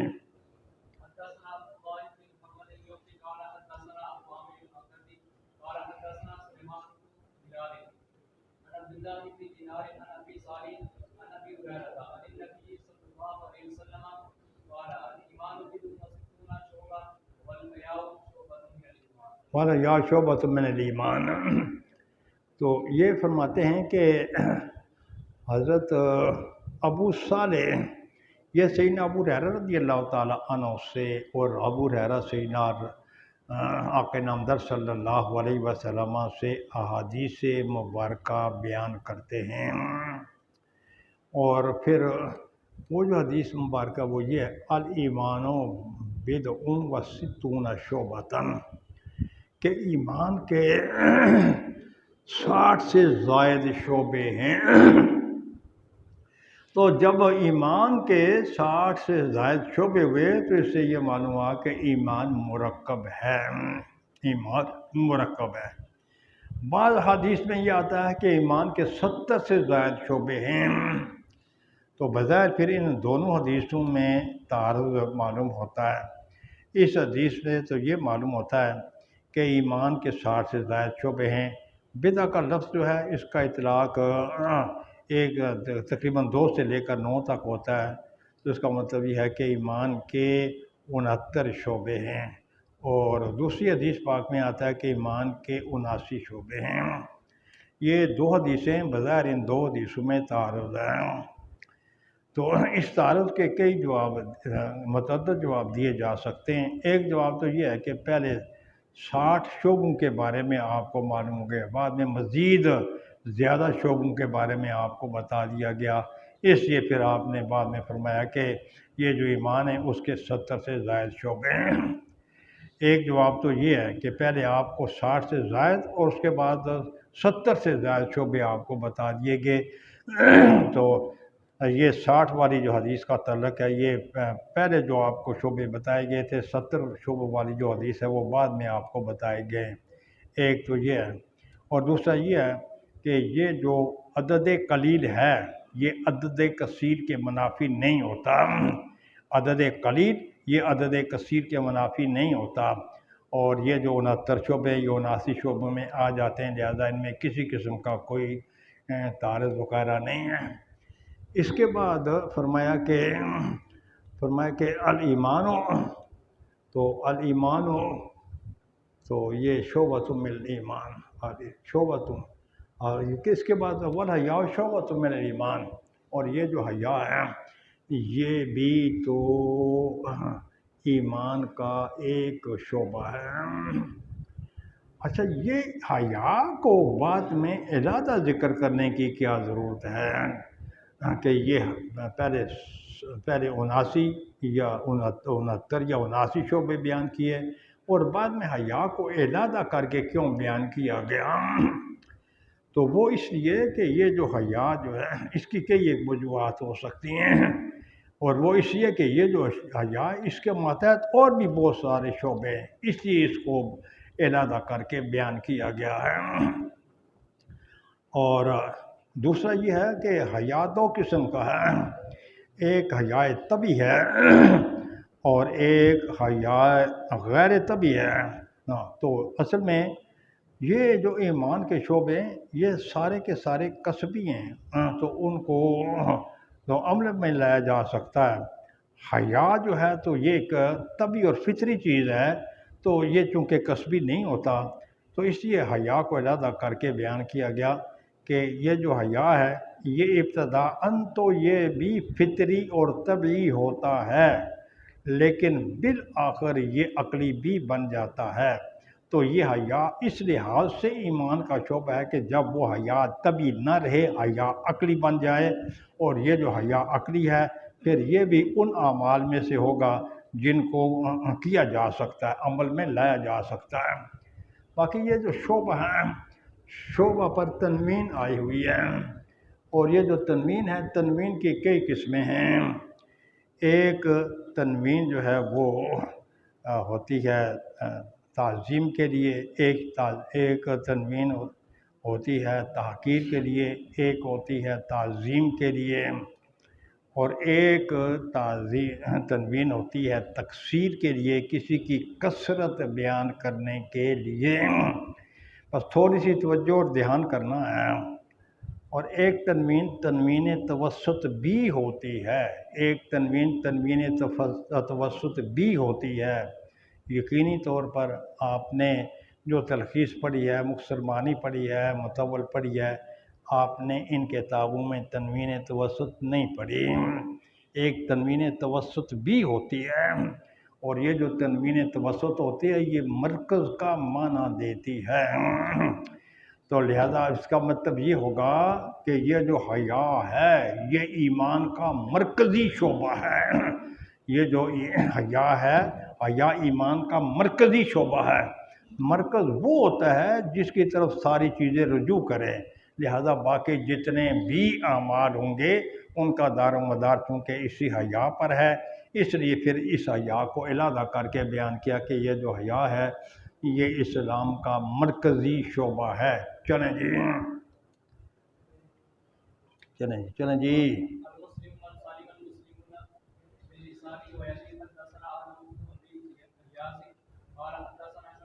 بھائی یہ ایک ہی حدیث پاک پڑھنی ہوتی ہے۔ اچھا جی پڑھ لیں جی آگے۔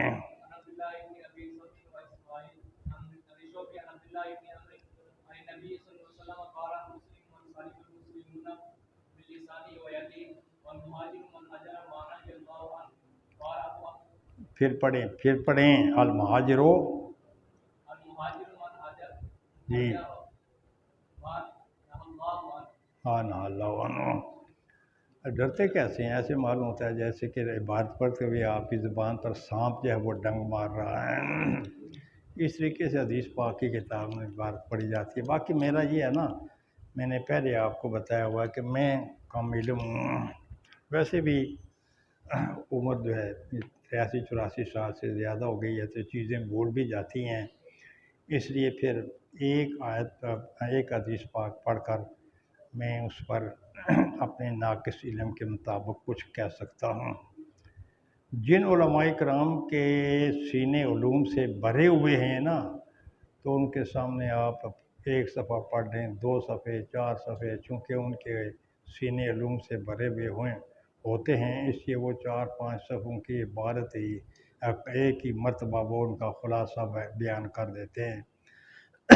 میں اپنی کم علمی کی وجہ سے ایسے نہیں کر سکتا، اس لیے پھر میں زیادہ تر ایک حدیث پاک کو پڑھاتا رہتا ہوں۔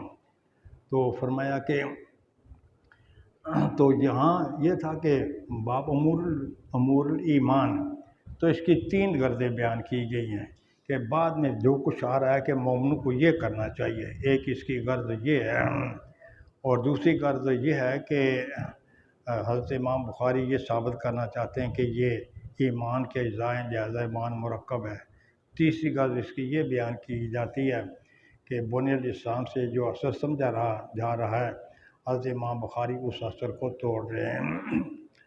اب اسی سلسلے میں یہ جو حدیث پاک ابھی باپ کا جو عنوان ہے کہ مسلمان وہ ہے کہ جس کی زبان اور ہاتھ سے مومن سالم رہیں، تو اس باب کی 3 غرضیں ہو سکتی ہیں۔ اچھا جی مسلمان کو یہ کرنا چاہیے، دوسرا یہ ہے کہ یہ جو زبان کا جو عمل ہے تو یہ بھی اس پر بھی ایمان کا اطلاق ہوا ہے، تو لہذا اس سے معلوم ہوا کہ ایمان مرکب ہے۔ اور تیسرا یہ ہے کہ اچھا جی ایمان کا دار و مدار صرف 5 ہی چیزوں پر نہیں ہے، بلکہ ایمان کا دار و مدار ان بعد میں بہت سے بابوں میں بیان کرنے والی چیزوں پر بھی ہے۔ تو فرمایا حضرت ابو ہریرہ رضی اللہ تعالیٰ عنہ تو یہ فرماتے ہیں، آپ فرماتے ہیں کہ آقا نامدار اچھا یہ تو حضرت یہ عبداللہ بن عمرو بن عاص یہ فرماتے ہیں کہ حضور نے فرمایا مسلمان وہ ہے کہ جس کی زبان اور ہاتھ سے مسلمان ثابت رہیں، اور مہاجر وہ ہے من حجر بان اللہ عنہ کہ جو اس سے رک جائے جس سے اللہ اور اللہ کے رسول نے منع فرمایا ہے۔ تو پھر آگے حضرت امام بخاری اپنی پھر توضیحات بیان کرتے ہیں کہ امام بخاری فرماتے ہیں ابو معاویہ نے فرمایا بیان کیا ہم سے داؤد بن ابو ہند نے وہ عامر سے، اور وہ فرماتے ہیں کہ میں نے عبداللہ بن عمر سے سنا اور وہ یہ بیان کر رہے تھے یہ حدیث پاک سے، یہ دوسری سند کو لائے، اور تیسرا وہ عبدالعلیٰ تو یہ بیان کر رہے ہیں داؤد سے، وہ عمر سے، وہ حضرت عبداللہ سے، اور وہ یہ 3 سندیں یہاں حضرت امام بخاری رحمۃ اللہ تعالیٰ علیہ نے اس مقام پر بیان کی گئی ہیں۔ تو مسلمان وہ ہے کہ جس کی زبان اور ہاتھ سے مومن سالم رہیں، وہ مسلمان ہے۔ تو یہ مسلمان ہے، تو یہ عمل ہے، تو یہ جو عمل ہے اس پر ایمان کا اطلاق کیا گیا ہے۔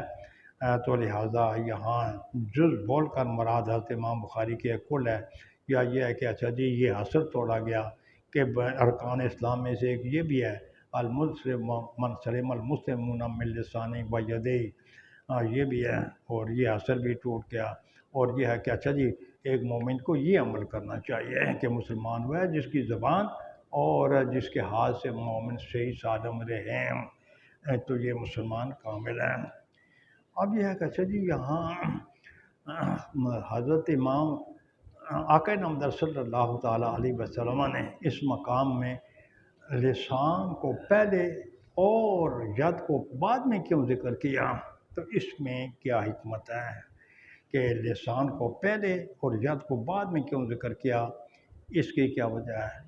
یہاں ترقی من الاعلیٰ الی الادنیٰ ہے کہ پہلے اعلیٰ کو بیان کیا گیا اور اس کے بعد پھر ادنیٰ کو بیان کیا گیا۔ تو اعلیٰ کیا ہے؟ اعلیٰ یہ ہے کہ کسی کو اپنی زبان سے اذیت پہنچانا، یہ اذیت جو ہے یہ بہت بڑی ہے۔ جیسے کہ آپ نے ادھر پڑھا ہوا ہے کہ جراحت السنان لہا التیام ولا یلتام ما جرح اللسان، تیر کے زخم تو یہ مندمل ہو جاتے ہیں لیکن زبان کا جو زخم ہے یہ مندمل نہیں ہوتا۔ جس طریقے سے کہ جب آپ نے اپنے اساتذہ سے قافیہ جامی وغیرہ پڑھے ہوں گے تو اس وقت پھر اساتذہ پنجابی کا ایک جملہ بھی بولتے رہتے ہیں، زخم سے مول جان پر بول نہ وسرن یاراں دے۔ زخم جو ہوتے ہیں وہ تو مندمل ہو جاتے ہیں لیکن لوگوں کے یہ جو گالی گلوچ ہے نا یہ کبھی انسان نہیں بولتا۔ تو یہ جو مار پیٹائی ہوتی ہے اس کو معاف کر دیا جاتا ہے، لیکن غیرت مند آدمی کو اگر ماں بہن کی گال دے دی جائے نا وہ اس کو کبھی بھی برداشت کرنے کے لیے تیار نہیں ہوتا۔ وہ ہمیشہ یہ کہتا رہتا ہے کہ بھائی مجھے آپ کی وہ گالیاں یاد ہیں جو گالیاں آپ نے مجھے دی ہیں، تو وہ کبھی بھی نہیں بول سکتا آدمی۔ تو اس لیے پھر یہ جو زبان کا زخم ہے یہ ہاتھ کے زخم سے زیادہ تاثیر رکھتا ہے اور پھر اس سے انسان کو زیادہ تکلیف ہوتی ہے، اس چیز کو پہلے ذکر کر دیا۔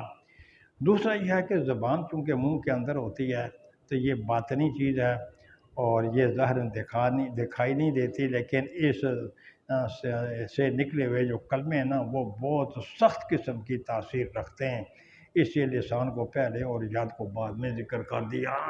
تو فرمایا کہ المسلم من سلم المسلمون من لسانہ و یدیہ، اور مہاجر کون سا ہے؟ مہاجر وہ ہے کہ ما نہی اللہ عنہ، تو من حجر ما نہی اللہ عنہ، تو خیر وہ ہجرت کی بہت سی قسمیں ہیں، تو جیسے کہ پہلے میں نے تفصیل کے ساتھ کوئی خاص نہیں بتائیں، تو ہجرت کی بہت سی قسمیں ہیں۔ ایک یہ ہے کہ وہ حبشہ کی طرف ہجرت، پھر حبشہ سے مدینہ کی طرف ہجرت، اور پھر یہ ہے کہ مکہ شریف سے مدینہ شریف کی طرف ہجرت ہے، پھر دور دراز کے رہنے والے جو دیہاتی تھے ان کی مدینہ شریف کی ہجرت، یہ بھی ہجرت ہے۔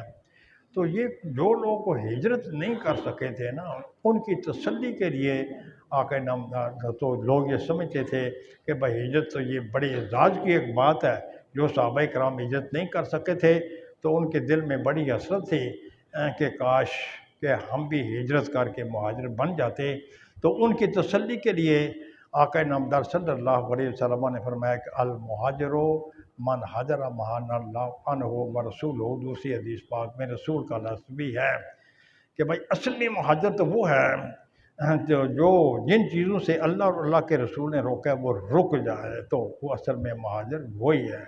مہاجر صرف یہی نہیں ہے کہ اسلام کی خاطر اور ایمان کی خاطر انسان اپنے ملک کو چھوڑ کر کسی دوسری جگہ چلا جائے، بلکہ ہجرت ایک یہ بھی ہجرت کا عظیم ترین منصب ہے کہ اللہ اور اللہ کے رسول نے جس چیز سے منع کیا ہے تو آدمی اس سے رک جائے، تو یہ بھی ہجرت کا ایک بہت بڑا شعبہ ہے۔